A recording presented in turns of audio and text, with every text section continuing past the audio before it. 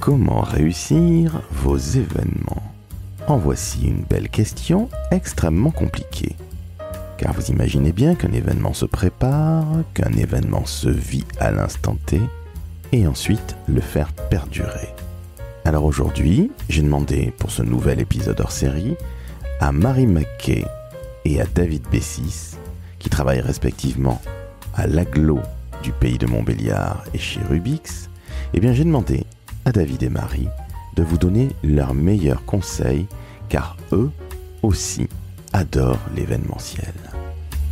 Comme je vous le disais, nous allons parler de l'avant, c'est-à-dire de la préparation.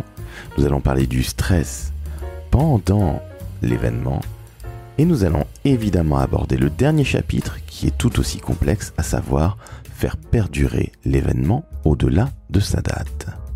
Vous le verrez, Marie et David sont des gens extrêmement pragmatiques et écoutez bien leurs conseils, car je tiens à vous le dire, vous en particulier qui êtes plus jeune, qui êtes peut-être en début de carrière, l'événementiel n'est pas une soirée étudiante ou un événementiel sportif ou musical que l'on organise.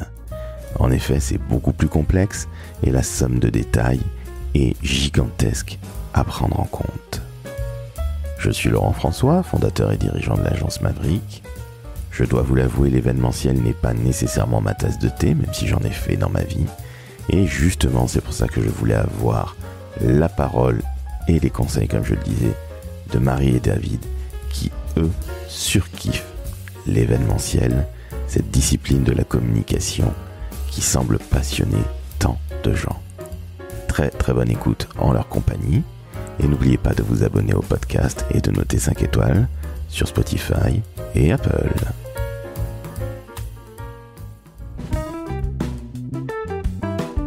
Le décodeur de la communication, un podcast de l'agence Maverick. Chères auditrices, chers auditeurs, retour des formidables Marie Mackay, qui est responsable de la communication interne à l'Aglo du pays de Montbéliard, et du formidable David Bessis, l'homme de la communication de Rubix.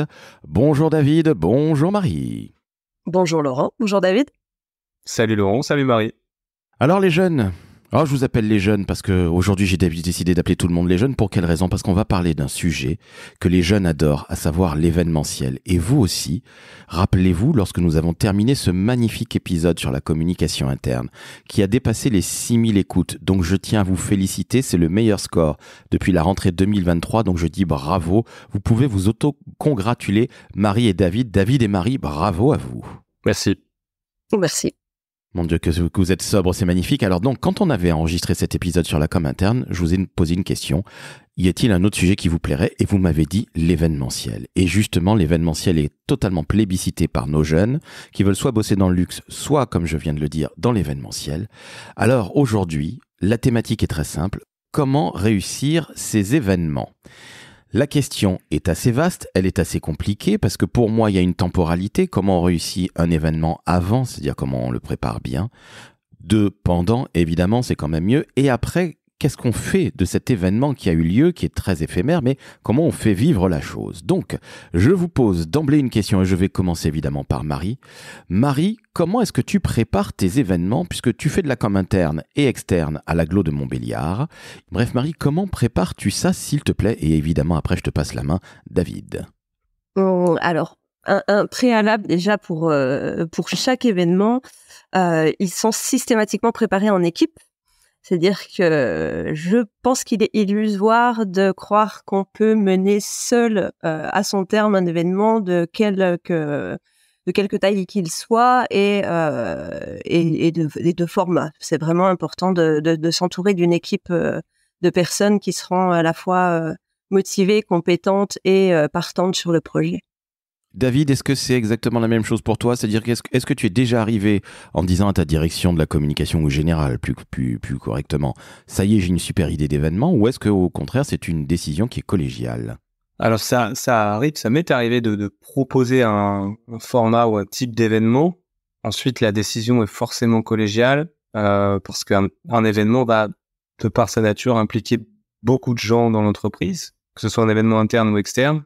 Et donc, il est important tous les gens de la direction à minima soient alignés sur le fait qu'il faut faire un événement et qu'il va falloir pour ça mobiliser un tel ou un tel. Donc c'est forcément collectif, ça c'est sûr.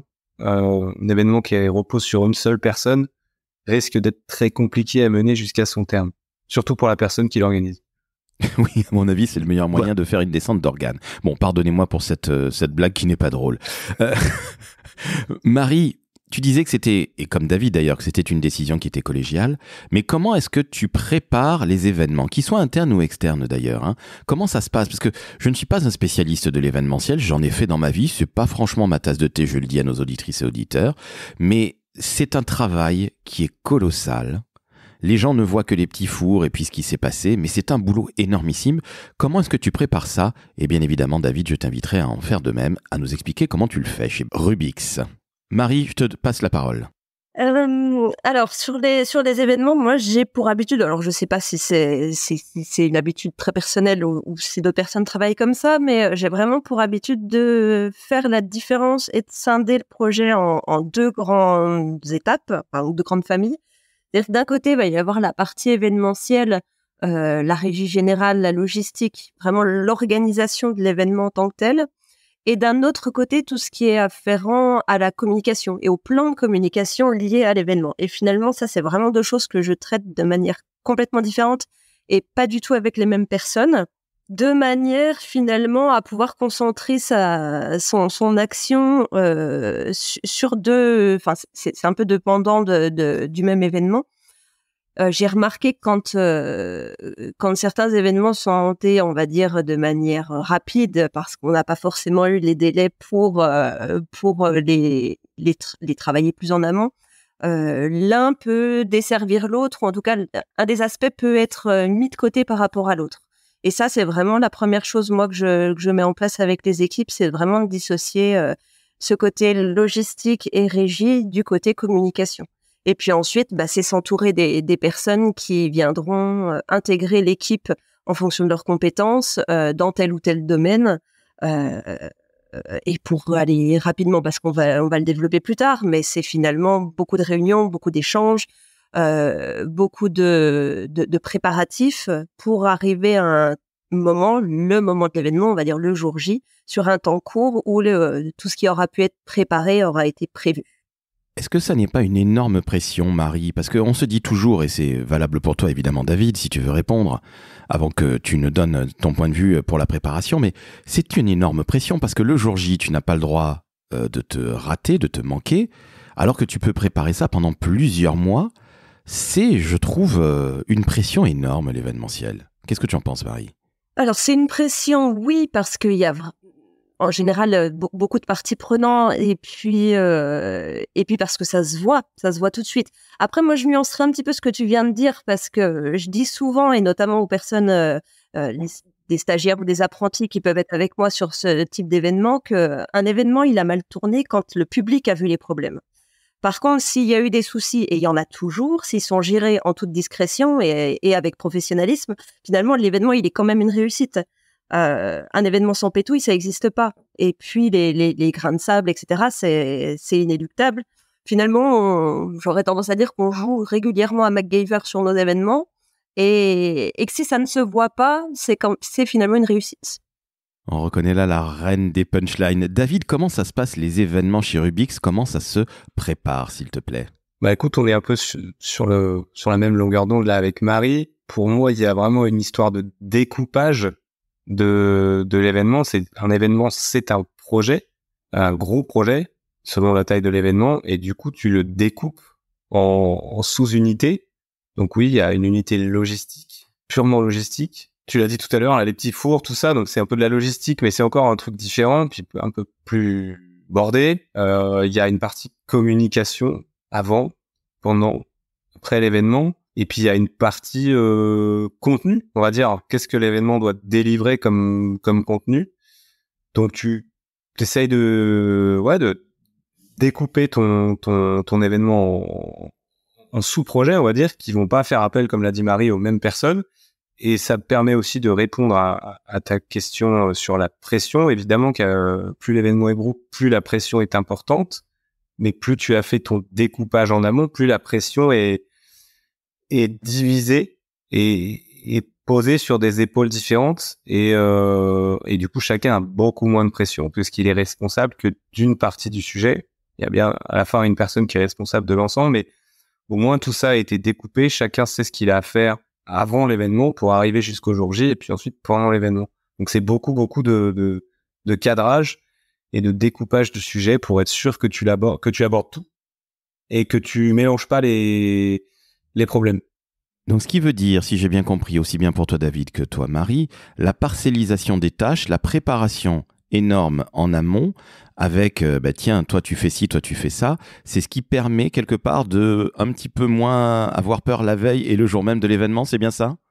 Oui, je confirme ça, même si on reste le garant de la réussite, de la coordination de l'ensemble des acteurs, mais le fait d'avoir à l'outil comme ça les responsabilités et les tâches permet aussi, comme disait David, de faire baisser la pression sur ses propres épaules, quoi. Et après, si on revient à cette notion de peur ou de pression, c'est que mon expérience personnelle, mais en fait, tu l'as forcément la veille, forcément. Je veux dire, sinon c'est pas normal. C'est comme un peu un mec qui monterait sur scène pour un concert ou pour aller au théâtre. T'as forcément l'impression, c'est du trac, c'est pas forcément négatif. Et le pendant de ça, c'est que normalement, en général, enfin tous les événements que j'ai vécus, le jour J, t'as beaucoup moins de pression. Ça redescend. T'es très concentré, tout ça, mais c'est plus de la pression, c'est de l'exécution de ce que t'as minutieusement préparé. Et l'autre pendant qui est assez positif, et c'est pour ça que et Marie et moi et d'autres aimons l'événementiel, c'est que qui dit pression dit adrénaline et voilà, le jour J en fait t'es beaucoup dans l'adrénaline, peu moins dans la pression, et l'adrénaline, comme on le sait, c'est quand même un truc assez puissant et assez positif. Donc ça compense, c'est-à-dire que tu peux pas te dire je vais vivre un événement parce que c'est génial, parce qu'il y a un côté un peu ultra sympa, sans pression. Enfin, ça fait partie du package. C'est illusoire de penser que t'as tout tellement bien préparé que la veille t'as zéro stress, parce qu'en plus un événement c'est soumis à des aléas que tu peux pas maîtriser, une grève, un problème de transport, la météo, cette pression-là tu l'as au dernier moment parce qu'il y a des choses que tu ne maîtrises pas. Quelques-unes que je viens de citer. Oui, je confirme. Et puis, voilà, pour en avoir discuté avec d'autres collègues qui sont ou communicants ou pas, enfin, je crois que c'est aussi ou un état d'esprit, ou il y a des personnes qui apprécient cette adrénaline, ce trac, etc. D'autres pas du tout. C'est justement trop de pression et à gérer, c'est trop compliqué. Et oui, ça fait partie, je pense, aussi des profils de personnalité ou de compétences qu'on cultive pour pouvoir accepter sereinement ce trac et cette pression qui fait partie intégrante de l'événement. En effet, un comédien, il monte pas sur scène sans avoir le trac, sinon c'est qu'il n'est pas bon.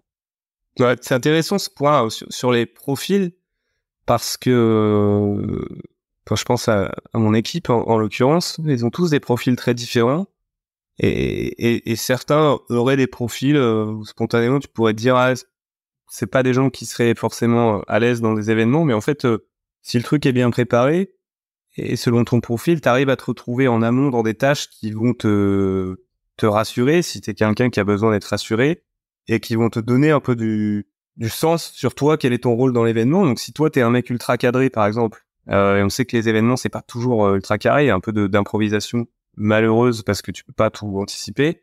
Pour quelqu'un d'ultra cadré, le fait d'avoir beaucoup préparé, il va se dire, OK, moi, mon rôle, c'est d'avoir beaucoup préparé. Le jour J, je sais exactement qui doit faire quoi.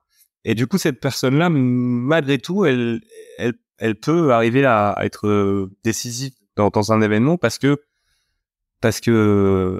faut des gens comme ça. En fait, il faut des gens ultra rationnels, des gens ultra cartésiens, et puis il faut des gens un peu plus à l'impro, comme on peut l'être, comme tu peux l'être, Laurent. Parce que un événement, c'est quand même un truc un peu particulier. Il faut que les gens vivent une expérience un peu particulière. Et puis pour compléter, qui dit événement ne dit pas forcément d'être sur le devant de la scène. Et parfois, les personnes peuvent imaginer ça, c'est que on organise quelque chose, donc on va se faire voir, on va devoir être vu, etc. C'est pas du tout le cas. Enfin, ça peut l'être sur des salons, par exemple, ou quand on est vraiment face à face avec notre public. Mais finalement, moi, je me rends compte sur la plupart des événements que j'organise, je me retrouve en retrait quasiment systématiquement le jour J. Et c'est très bien comme ça aussi. C'est ça qui permet aussi de garder une juste distance par rapport à l'organisation de l'événement. Ouais, c'est vrai. C'est important que les gens qui nous écoutent, là, et notamment tu parlais des jeunes, Laurent, comprennent ça. Quand tu l'as fait, ça paraît évident, mais quand tu le fais pas, c'est pas si évident. Quand tu fais un événement, encore une fois, un événement, c'est une expérience. Celui qui organise, il vit une expérience qui est totalement différente des autres. C'est-à-dire que c'est très difficile de faire un événement et de profiter de cet événement. T'en profites d'une certaine manière parce que tu te dis, bon, tout roule, les gens ont l'air contents, mais tu vis pas du tout l'événement comme les autres. C'est-à-dire que l'événement, tu le fais pour les autres et elle a raison, Marie, tu te mets en retrait ou tu te mets dans ton rôle. T'es pas là pour, goûter les petits fours éventuellement, mais pas beaucoup plus. Je pense que tu ne profites pas du tout de l'événement comme les spectateurs ou les acteurs de cet événement, parce que en tant que super chef de projet, en tant que dieu de l'événement entre guillemets, moi j'ai vécu ça, et c'est ça qui fait que je ne suis pas fan de l'événement, mais la pression, elle est énorme. Les petits fours qui sont pas arrivés, le machin qui est pas suffisamment chaud, la sécurité, le temps qui n'est finalement pas de la partie, ou comme tu le disais très justement, David, une grève ou un problème de transport. J'ai vécu ce genre de choses-là, sincèrement, j'allais péter un câble. Comment vous faites pour arriver à surpasser ce stress absolu? Je sais bien que vous avez préparé les choses, j'ai bien compris que vous faites ça en équipe, mais comment vous faites? Parce que moi, honnêtement, c'est au-delà de mes forces. David, tu veux répondre peut-être en premier lieu? Je vais essayer, je vais me risquer là sur une espèce de métaphore sportive qui est pourtant pas forcément mon fort, mais c'est comme un mec qui préparait son marathon. Ce qui lui donne de la confiance, c'est toute la préparation qu'il a faite. Donc après, évidemment, que si le mec il se pète la cheville, bon bah là, le truc s'arrête. Mais la préparation te donne un niveau de concentration. C'est-à-dire t'es solide sur tes appuis pour le marathon, t'es solide sur tes acquis. Moi, personnellement, je sais que quand il y a des gros événements, je suis hyper concentré, donc c'est très fatigant. Mais du coup, peu importe la situation, il y a tout le temps un mec qui va venir te voir. Il n'y a pas ci, il n'y a pas ça, comment on fait ci, à quelle heure on a rendez-vous, blablabla. En fait, je suis dans un mode où je traite des informations, je les prends et j'apporte une réponse parce qu'en général je l'ai, ou je la trouve, ou je demande à quelqu'un pour la trouver. Donc pour moi, c'est vraiment une forme d'intense concentration sur le moment qui fait que voilà, honnêtement, ça m'est arrivé d'avoir des galères à gérer, mais ça m'a jamais stressé parce que je l'ai pris comme, tu sais que ça va arriver, en fait, t'es là pour ça. C'est-à-dire, le jour d'un événement, c'est ce que je disais. Tu as la pression la veille, le jour d'un événement, normalement, tu n'as pas cette pression parce que tu sais que tout est prêt. La seule pression que tu as, c'est ce qui n'était pas préparé, il faut que tu le gères. Le reste, normalement, c'est géré. Donc, en fait, ça décharge une partie de la pression. C'est-à-dire, tout est prêt. Tu dois juste gérer l'imprévisible et il n'y a pas non plus, enfin oui, il peut y avoir un problème de grève, de ci, de là, il peut y avoir beaucoup de trucs, mais malgré tout, ces trucs-là, tu les as aussi identifiés normalement. Tu sais que si tu dois faire un truc dehors mais qu'il pleut, tu sais que t'es dans la merde. Donc normalement, tu as déjà une solution de backup, tu y as déjà pensé. Donc en fait, c'est juste ouvrir des tiroirs, fermer des tiroirs, clore un truc rapidement parce que il peut y avoir du stress. D'autres gens peuvent être stressés. Enfin, un événement, il y a de l'ampleur, il y a du bruit, et ça peut stresser les gens. Donc toi, quand tu organises ça, tu peux pas te permettre de renvoyer du stress aux gens. Ce qui fonctionne, c'est que les gens se disent, ah ouais, ok, peu importe, lui, il bougera pas. Et ça, ce que je lui ai demandé, ça l'a pas perturbé. Donc voilà, c'est peut-être pas si évident, hein, mais en fait, c'est aussi l'expérience qui aide à faire ça, hein, je pense. On est bien d'accord. Marie, tu disais tout à l'heure que finalement, les imprévus, et tu viens de le confirmer, David, à l'instant même, les imprévus, il faut les prévoir, et puis prévoir des pétoules en se disant qu'il y en aura toujours. Mais très bizarrement, j'ai l'impression que tu kiffes ça, Marie. Peut-être que je me trompe. Je sais pas si je le kiffe, mais en tout cas, je l'ai intégré. Donc, à partir du moment où tu sais que ça va être comme ça. Ce que tu disais, David, ça me fait penser, c'est de l'anecdote, hein, mais c'est à la loi de Murphy. Tout ce qui est susceptible d'aller mal, ira mal. Donc, à un moment, quand t'as intégré ça, bah, il peut arriver plein de choses. Rien n'est gravissime en soi. En termes d'anecdotes, une cérémonie de vœux qu'on a organisée il y a quelques années, quelques heures avant l'événement, on se rend compte sur les réseaux sociaux qu'il y a un appel à manifestation devant le lieu où on va faire les vœux. Donc à un moment, quand tu te rends compte de ça, oui, tu peux être un peu pris de panique en te disant qu'est-ce qui va se passer, etc. Et puis comme dit David, tu redécomposes, tu dis bon en fait, la sécu on l'a vu, les déclarations à la préfecture on les a faites, le plan sécurité, etc. de mise en sûreté il est fait. Donc, quelque part, il y a aussi d'autres professionnels qui sont plus calés que moi sur, par exemple, la sécurité, qui sont avisés de la chose. Donc, ça permet en fait de mettre à distance, à une juste distance, les problèmes qui peuvent arriver. Ce même soir-là, 10 minutes avant de lancer la rétrospective des vœux, le rétroprojecteur a claqué. Pourquoi ça arrive à ce moment-là, 10 minutes avant qu'on s'en serve et pas la veille et pas le lendemain? On n'en sait rien, mais à un moment, pareil, des solutions de repli, des solutions de secours, on en trouve systématiquement. L'important, c'est que ça ne se voit pas du public. Donc, est-ce que je kiffe? Non, pas forcément. Moi, ce que je fais, alors, c'est très personnel, hein, mais moi, le jour J, je m'arrange pour n'avoir rien à faire. En tant que chef de projet événementiel, alors c'est pas que j'ai tout délégué aux autres, mais c'est qu'à un moment, si on est disponible pour accueillir les grains de sable, on les gère bien mieux que si on a déjà soi-même une multitude de tâches à accomplir, des tops à gérer ou des lieux où être à tel ou tel moment. Et finalement, d'avoir rien à faire, entre guillemets, hein, ça permet vraiment d'accueillir plus sereinement les choses qui arrivent et qui n'étaient pas prévues. T'as raison. C'est le dernier événement que j'ai fait, c'est un peu ça. En fait, tu finis par te dire, en fait, le jour J, tout est délégué. Moi, je vais m'occuper de rien. Je vais juste m'occuper de répondre aux questions, gérer les trucs qu'on n'avait pas prévus.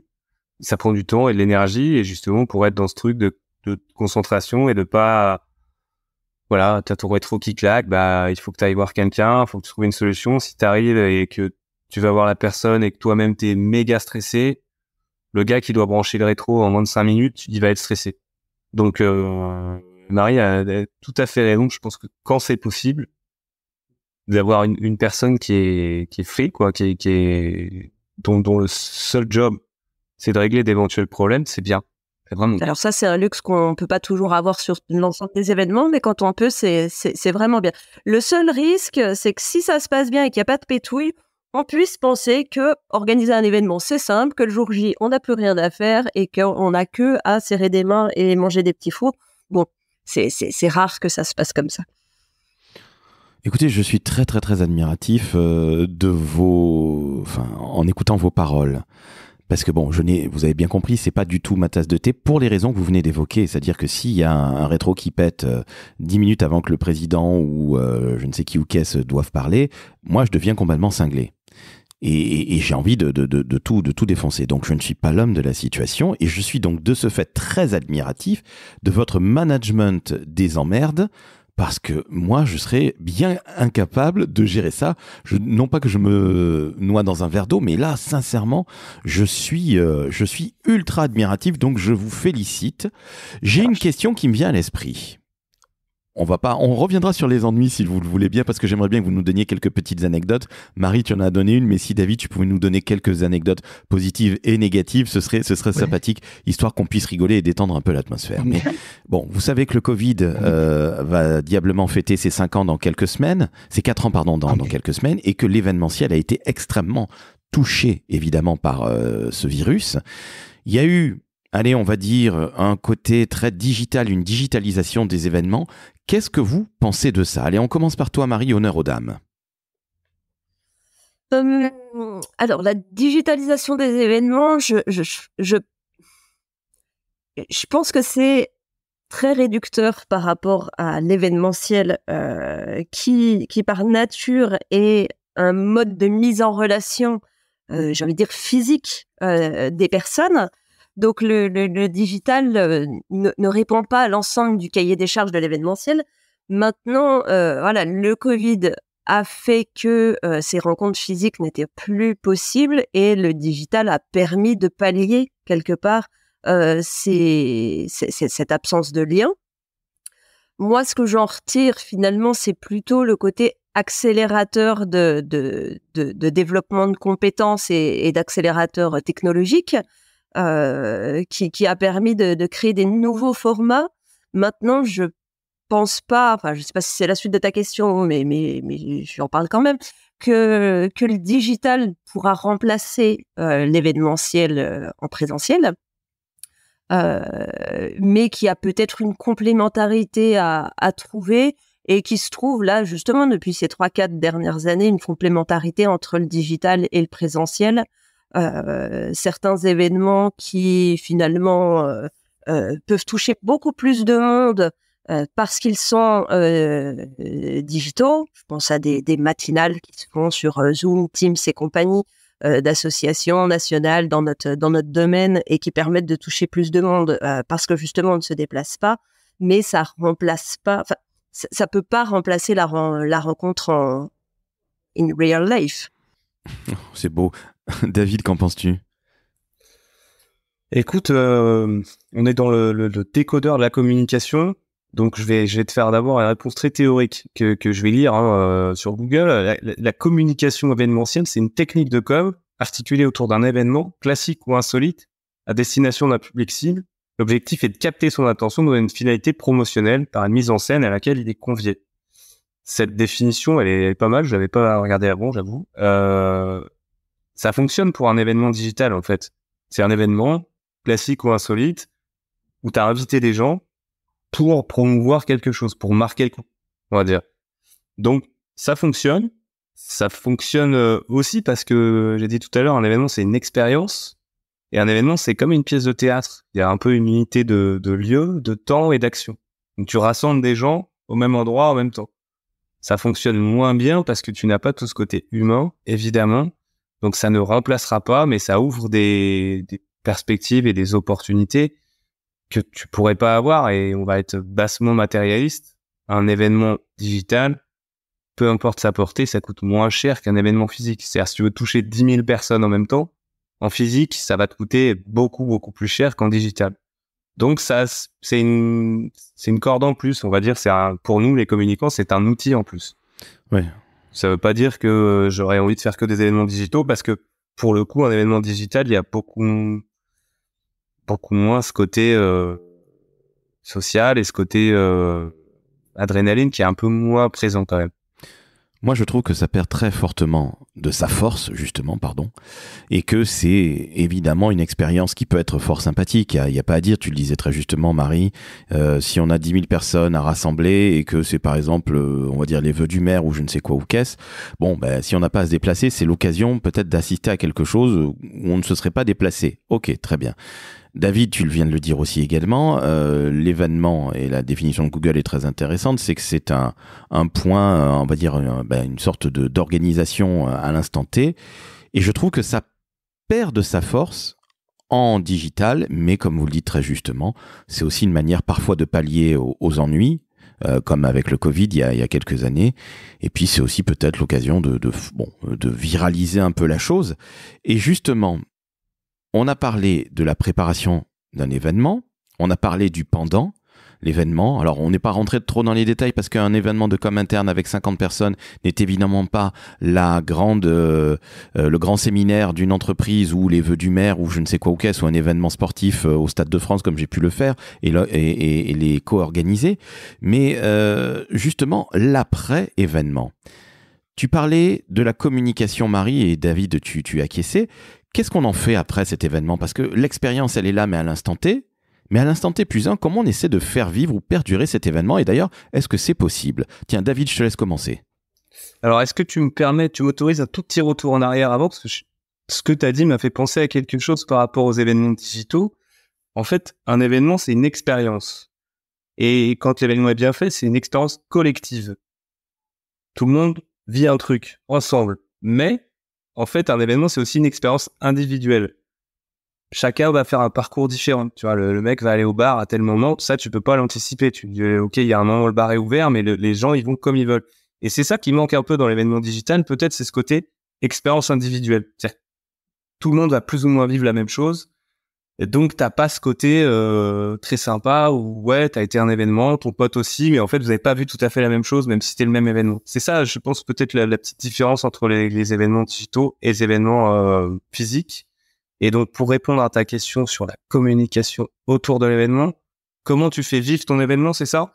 Alors, comment tu le fais vivre, mais surtout, alors ça, c'est le contenu pendant l'événement, donc ça, c'est très varié, c'est très divers et varié.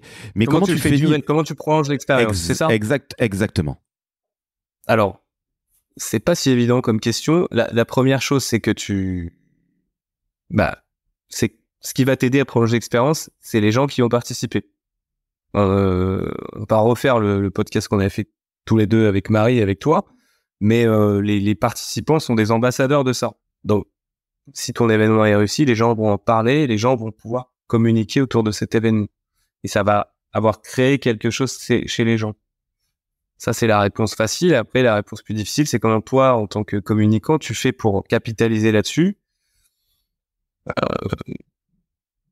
Franchement, là, tu vois, je vais faire un joker. Je vais dire, et toi, Marie, qu'en penses-tu? On l'avait évoqué sur le précédent podcast, le fait de bien connaître sa cible et ceux pour qui on organise les choses, ça donne vraiment un gros atout justement pour cette partie post-événementielle. C'est-à-dire qu'à un moment, quand on sait qui a été là ou qui n'a pas été là mais aurait voulu être là, ça permet aussi de savoir qu'est-ce qu'on va leur distiller comme autre info à la suite de ça. Je pense en communication interne, par exemple. Nous, on fait systématiquement un retour sur l'événement. La rubrique s'appelle « Comme si on y était » pour justement les personnes qui n'y étaient pas pour voir ce qu'ils ont entre guillemets loupé. Ça permet aussi de diffuser, par exemple, les présentations ou les supports qui ont été présentés à ce moment-là. Ça permet aussi de recueillir la parole des agents. Pourquoi ils sont venus? Qu'est-ce qu'ils ont trouvé d'intéressant dans cet événement, etc. Donc, de pouvoir en reparler derrière. Et puis, sur les événementiels récurrents, on peut aussi se servir complètement de cette matière de l'année N-1 pour monter la communication de l'année suivante. Donc, le fait de bien connaître qui est venu et qui n'est pas venu permet finalement de pouvoir continuer de faire vivre l'événement au-delà de Au-delà du jour J. Évidemment. David, est-ce que cette excellente réponse de Marie te convient? Elle me convient. C'est pour ça que je vais lancer la balle. Je savais qu'elle ferait une volée gagnante, quoi. Bravo, c'est une très belle passe décisive. Bravo Marie, tu es une véritable championne. Vous le savez, je le disais en introduction, les jeunes adorent l'événementiel. Alors, est-ce que ça leur rappelle les soirées organisées quand on est étudiant ou avec des potes? Je ne sais pas, mais quel conseil vous donneriez à des jeunes qui veulent travailler dans la communication événementielle? On va commencer avec toi, Marie, qui fait aussi bien des événements internes que externes. Moi, je corrobore ce que tu dis dans les étudiants que je reçois ou qui postulent sur les annonces que je propose. Ils ont souvent en tête festival de musique ou événementiel sportif. Donc clairement, il n'y a pas que ça. Maintenant, je peux comprendre qu'ils soient pas de prime abord branchés sur les événements protocolaires et autres inaugurations très institutionnelles. L'événementiel, ça permet vraiment de toucher à tout. Alors, j'avais déjà fait cette réponse sur la communication interne. Tu vas dire que c'est facile, mais pour le coup, je le crois vraiment.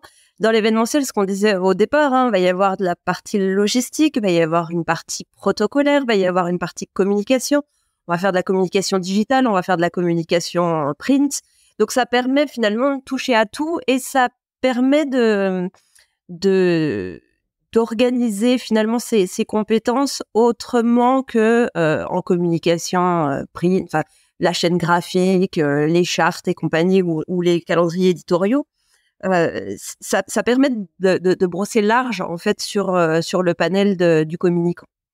Donc en ça, un jeune qui voudrait faire de l'événementiel ou de la communication interne, je lui dis banco.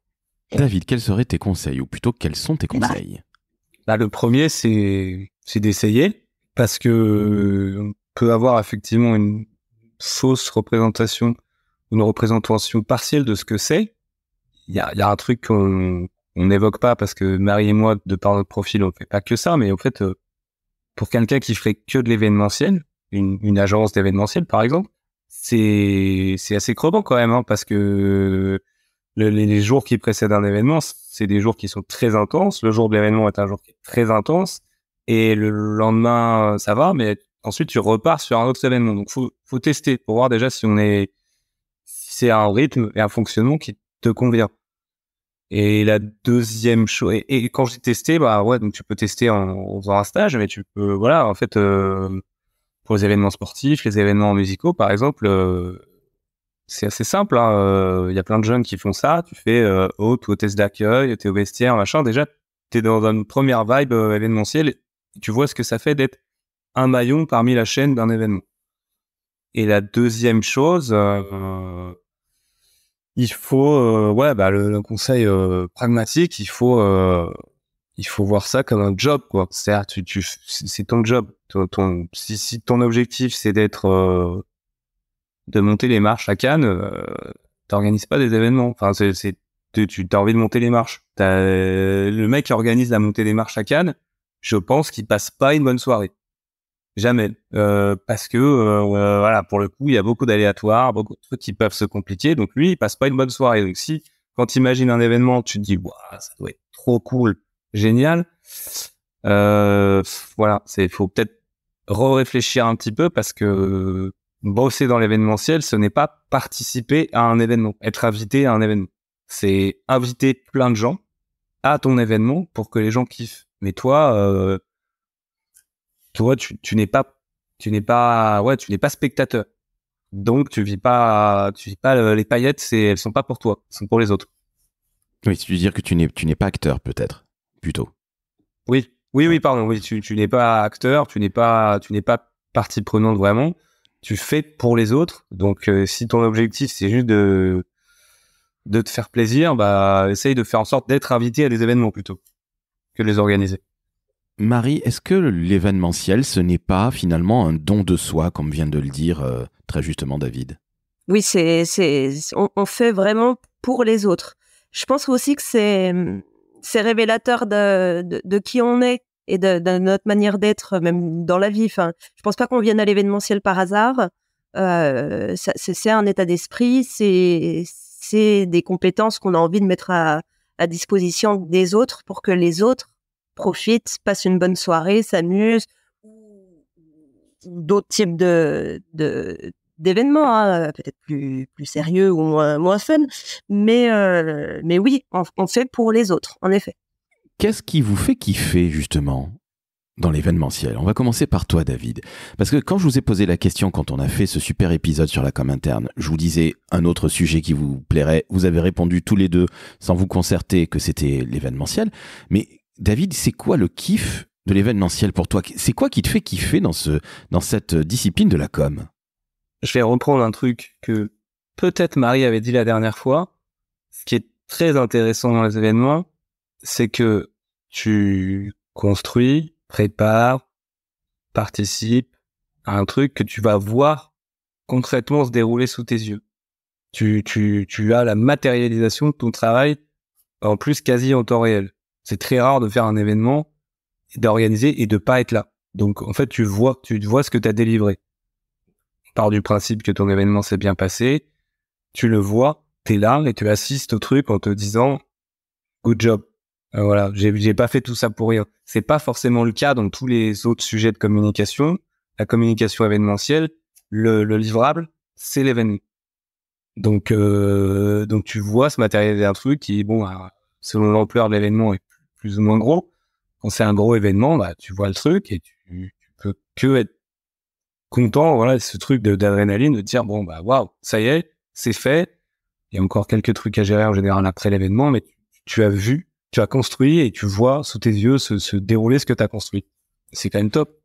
Moi, ce que j'apprécie, c'est vraiment le fait de travailler avec beaucoup de personnes et notamment des personnes qui ne sont pas forcément communicants ou ne sont pas des professionnels de l'événementiel. Et finalement, de rassembler ces personnes qui, peut-être à un moment, peuvent se dire pourquoi on me demande à moi d'intervenir sur ce gros machin, les vœux ou une inauguration. Enfin, là, on est capitale française de la culture au niveau du pays de Montbéliard pour 2024. c'est un formidable terrain de jeu pour ce qui est de l'événementiel. Et on rassemble beaucoup de personnes autour de cette thématique-là. Et c'est de voir finalement dans les yeux de ces personnes-là qui sont pas des professionnels de la com, qu'à un moment, voilà, ils ont contribué, ils ont eu leur place sur cet événement, ils y ont contribué, et que aussi grâce à eux et à plein d'autres personnes, ça a été une réussite. Et de discuter après avec ces personnes de un peu de pas cette mise en danger, mais voilà, ils sont sortis de leur zone de confort ou ils sont intervenus sur des choses qui étaient pas habituelles pour elles. Et ça, je trouve que c'est vraiment peut-être ce qui me plaît le plus dans l'organisation de l'événement, parce que ça touche vraiment à l'humain et aux personnes qui ont œuvré à la réussite de l'événement. J'ai une dernière question pour vous et croyez-moi, elle est difficile. Quels sont vos souvenirs d'événements, le meilleur et le pire? Qui veut commencer? C'est Marie, je crois, qui veut commencer. C'est vache. J'ai plein de souvenirs. Alors après, j'ai pas forcément de choses waouh. Quand j'évoquais tout à l'heure l'histoire du rétroproche et des gilets jaunes qui allaient débarquer à la cérémonie de vœux, en termes de sueur froide, je pense que c'est déjà assez sur le top, le top sur le podium de ce que j'ai vécu de compliqué. Et finalement, j'y pense avec le sourire maintenant, donc c'est que je l'ai plutôt bien digéré. Après, des bons souvenirs, il y en a plein en fait. Il y a presque que ça. La satisfaction des personnes qui sont présentes, les remerciements à la fin ou des rencontres qui se sont faites. Enfin, c'est tout ça qui fait que c'est bien. David, tu ne couperas pas à cette dure question. Le meilleur et le pire en événementiel pour toi? Le meilleur souvenir, écoute, je vais aller dans la simplicité, mais là, on a organisé un très gros événement interne il y a quelques mois, dans un planning assez serré. C'est-à-dire que je pense qu'avec quelques mois de plus, ça aurait pas été... Enfin, ça aurait peut-être pas été mieux, hein, d'ailleurs, mais je veux dire, quelques mois de plus, ça aurait été bien pour organiser le truc. Donc, pour revenir à ce que tu disais au début, oui, il y avait un peu de pression. C'est bien passé. Et pour revenir à ce que disait Marie, qui est quand même très important, c'est un événement sur lequel on a associé beaucoup de gens dans la préparation, beaucoup de gens de l'entreprise. Et du coup, bon souvenir, parce que même si on n'a pas matérialisé le fait qu'il y avait une équipe projet de peut-être 80, 100 personnes, du coup, voilà, le jour J, chacun a tenu sa place, chacun a vécu une journée particulière. Et moi aussi, au final, même si j'ai vécu ma journée différemment, j'ai vécu un truc particulier parce que c'était probablement le plus gros événement sur lequel j'étais moi tout seul chef de projet. Donc ça, c'est le meilleur. Et le pire, j'ai pas trop de... Allez, tu sais quoi? Une anecdote semi-drôle. En plus, c'est vraiment quand j'étais étudiant encore. Je vais essayer d'être vague, mais je bossais dans une structure qui accueillait des entreprises pour des événements d'entreprise, type arbre de Noël, tout ça, fin d'année, les vœux, des trucs comme ça. Et je me suis retrouvé face à un mec qui avait beaucoup bu et qui était en train de fumer sa clope dans un espace fermé dans lequel c'était interdit de fumer. Et dans un élan de professionnalisme, j'ai essayé de faire en sorte qu'il éteigne sa clope. Et il a très mal pris et il a essayé de me mettre une droite, quoi. Voilà. Et donc j'étais en stage, hein, donc j'étais assez jeune. Et le gars, c'était une boîte de BTP. Donc le gars, lui, il était costaud. Hein. C'est-à-dire que il avait un peu bu, donc j'ai réussi à éviter. Après, j'ai vraiment eu un peu peur, on va pas se mentir. Et depuis ce jour-là, systématiquement sur les événements, il y avait une présence d'agents de sécurité plus importante pour pallier à ça, parce que effectivement, dans certains événements, c'est un peu festif et voilà un truc que tu peux anticiper plus ou moins, mais le public de l'événement peut être aussi un problème à gérer. Voilà. Donc tu vois, j'ai retrouvé une anecdote, au moins j'ai rempli le deal, j'ai répondu aux deux. Eh ben écoute, je vous félicite tous les deux et surtout je vous remercie parce qu'on va se quitter là-dessus. Alors pas sur ces anecdotes négatives, c'est vrai que soit des gilets jaunes, soit le rétroprojecteur ou une mandale qu'on essaie de te mettre dans la tête parce qu'on est en train de fumer et un peu bourré, forcément ça fait toujours très très peur, surtout quand on est en début de carrière. Mais ce que je retiens, et moi qui ne suis pas nécessairement fan d'événementiel, eh bien vous m'avez convaincu que c'est un magnifique métier. Sincèrement, je vous dis merci et encore une fois, bravo, parce que je pense qu'il y a plein de gens qui se posent des questions éventuellement sur l'événementiel, d'autres qui sont totalement et qui seront, confortés par ce que vous avez dit, parce que l'événementiel finalement, c'est un métier d'adrénaline, au bon sens du terme. C'est un métier où on a, je l'espère, un retour immédiat ou quasi immédiat, qu'il soit d'ailleurs positif ou négatif. Et puis c'est un métier où on crée des expériences et on crée des souvenirs humains et on se souvient toujours des super expériences qu'on a eues, et même si elles sont très nombreuses comme vous. Donc je vous dis bravo, merci à toi Marie, c'était génial, et merci à toi David, c'était génial même si tu as réchappé à la mort, bravo. Merci à toi Laurent, puis merci à Marie évidemment aussi. Merci à vous deux, oui. Alors, chères auditrices, chers auditeurs, vous venez d'entendre deux épées de l'événementiel, des gens formidables. Ils sont jeunes, ils sont beaux, ils sont intelligents, ils maîtrisent la communication comme pas deux et font aussi des événementiels, vous voyez, j'en perds mon latin, de tueurs en série. Alors, qu'est-ce que vous voulez que je vous dise ? Vous vous abonnez au podcast Décodeur de la communication. On est bien d'accord, Marie et David et Marie, que c'est le meilleur podcast du monde sur la com. On est bien d'accord ? On est bien d'accord. Magnifique. Bon, ça m'a coûté relativement cher à vous deux, 250 € chacun. Vous l'avez vu, je ne recule devant aucun sacrifice. Merci à vous encore une fois. Au-delà de la blague, vous mettez 5 étoiles sur Apple, 5 étoiles sur Spotify, vous laissez un joli commentaire. Et puis, Marie, David et Marie, vous revenez quand vous voulez, parce que très sincèrement, c'est notre deuxième podcast ensemble. C'est une triplette, non pas de Belleville, mais plutôt de Paris 17e pour moi, de Montbéliard pour toi, Marie, et de Lyon pour toi, David. Et sincèrement, cette triplette, je trouve qu'elle fonctionne magnifiquement bien. Le seul regret que j'ai, c'est que nous ne soyons pas face à face. Nous aurions eu un meilleur son et surtout, on aurait pu beaucoup plus rigoler et aller boire un coup, sans te foutre de mandale, David, je te rassure. J'espère. Et puis manger des glaces, non ? Mon Dieu, tout est dit. Bon, en tout cas, si vous avez envie de revenir, les amis, vous êtes évidemment les bienvenus et je vous remercie encore une fois. Marie, tu étais au top comme à l'habitude et David, tu as été au top comme à l'habitude. Merci encore. Vous avez dépoussiéré l'événementiel et je pense que vous allez créer pas mal de vocations chez nos amis jeunes et moins jeunes. Merci à vous. Merci Laurent. Merci Laurent. Merci David. Ciao, ciao.